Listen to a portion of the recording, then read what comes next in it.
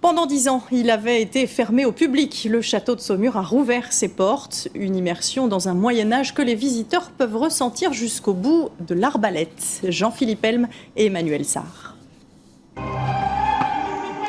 Il ne reste plus un seul échafaudage sur les murs. La vie du château a repris son cours. Les visiteurs peuvent à nouveau rêver de ducs, de princesses, se croire des chevaliers.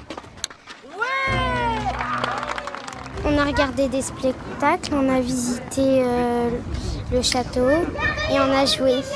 Tu vises lequel? Le bleu? Le rouge? Perdu!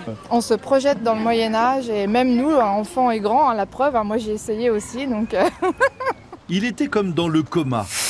Depuis ce 22 avril 2001, quand le rempart nord s'est effondré sur la ville, emportant 4 maisons, mais sans faire de victimes.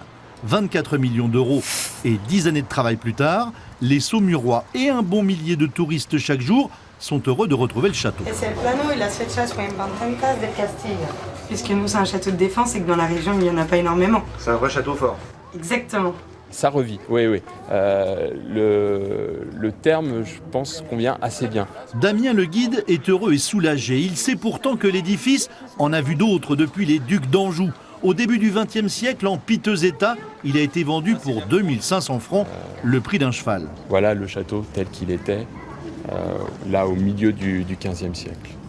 Depuis 10 ans, l'accès au musée était fermé. Les visiteurs peuvent à nouveau se mettre dans la peau du roi René avec sa vue imprenable sur la Loire. Oh que c'est beau, oh que c'est joli.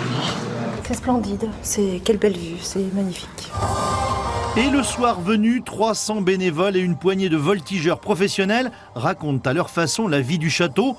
Il n'est jamais question de l'effondrement du rempart. Cette histoire-là, ici, on préfère l'oublier.